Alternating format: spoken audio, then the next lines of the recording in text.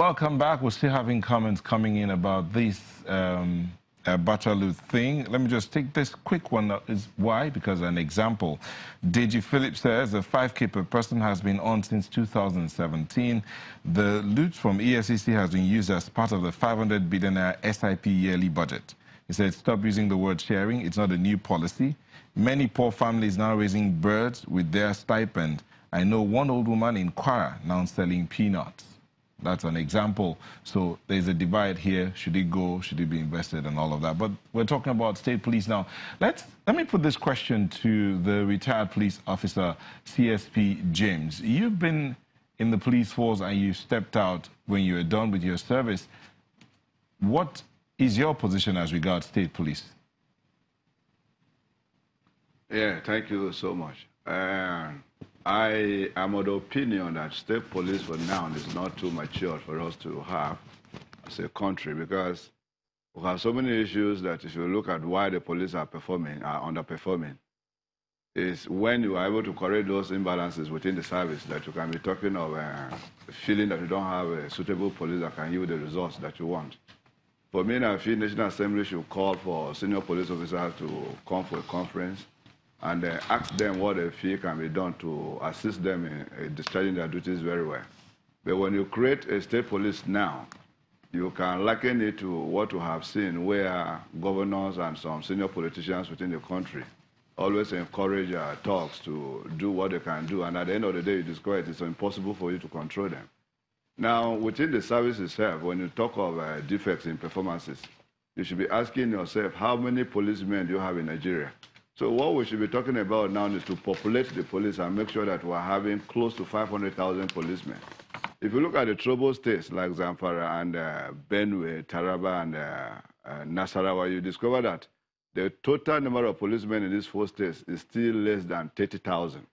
And when you have a population of 30,000 policemen to police land-wide areas like Benue and Taraba with difficult terrains, you discover it is impossible for the police to get there.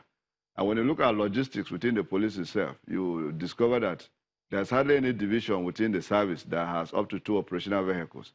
So instead of state policing for now, we should populate the police, finance the police very well, give them logistics, and then control the internal disciplines that is making some of these things not to operate functionally. And these issues like promotions that people have been crying for, issues like poor barracks accommodation, issues like poor academic environment for the children within the barracks, and poor sanitation that the police are subjected to. Medical issues are not just addressed. If you look at what happens in Abuja the last 3 days, we lost 7 policemen. Nobody really talks about it except when, unfortunately, may her soul rest in peace, when that copper was shot by the police and she died eventually. And you discover these are the areas that makes the police at times not to perform well. So state policing, for me, it is not the solution now. The most important thing now is, first of all, to address the internal challenges the police are having, give them good equipment, and then populate it so that we can be everywhere. The visibility is what everybody wants to have. If okay, Mr. James, like if we can come in here, can you hear us? Yes. Okay, you've talked about several things, obvious imbalances, population of the police force, logistics, barracks, education for their children, welfare, more like it, and insurance for these policemen so that if they pass on the line of duty, their families are taken care of. We'll come back to you to tell us why you think this is so important, because there are those who argue that there's already a form of state police in almost all of the states in the country, so why shouldn't we just make it formal? But we'll come back to you to talk about that. Let's come back here to Mr. Nwaguma. Mr. Nwaguma, you've heard him. He says that's not the point. The point is imbalances, lack of numbers, equipment, logistics, and then care for their families, for those, especially for those that have passed on the line of duty. Okay, let me start by observing that in the first place, under the current existing constitutional framework, police is the sole responsibility of the federal government. Now, it turns out that the federal government, and of course this started from the moment the military centralized the police force. Before now, the police, regional police existed side by side with the, national police. Now, the federal government over the years has been unable to adequately resource the police. leading to police in various states, depending on state governments, corporate entities, and individuals to fund the police. And in Lagos State, for instance, if not for the support of the Lagos State Trust Fund, of course, the current commissioner of police in Lagos is a well-polished and committed police officer. But in addition to his determination to make things work, the support that he has received from the Lagos State Trust Fund is the magic that has made policing in Lagos relatively better than what we have. And of course, in every other state in Nigeria, why are states, police in those states relying on the state governors for funding? It simply shows that the federal government is incapable and can be capable of adequately funding the police.